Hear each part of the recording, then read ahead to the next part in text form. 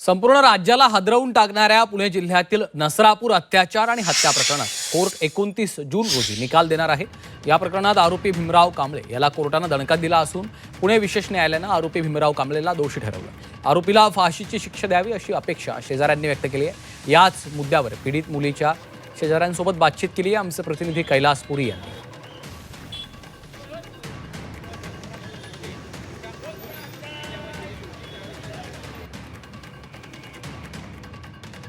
शेजारी आहेत त्यांच्याकडून जाणून घेऊया।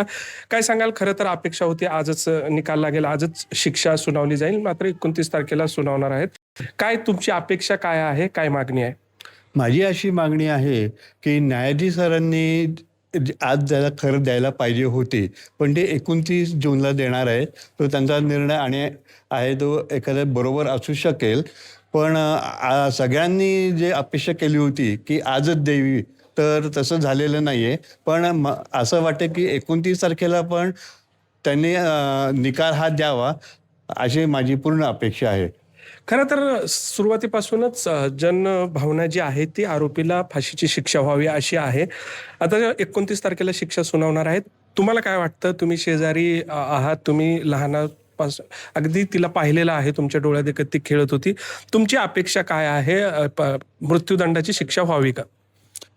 आरोपीला मृत्यूदंडाची शिक्षा झाली पाहिजे ही सगळ्यांचीच मागणी आहे। कोर्टाने जर हा निकाल राखून ठेवला असेल तर त्यामागे काहीतरी कारण असू शकेल, पण 29 तारखेला तरी का होईना पण हा निकाल फाशीच्या शिक्षेतच रूपांतरित झाला पाहिजे हीच आमची अपेक्षा आहे। कैलास पुरी, झी मीडिया, पुणे।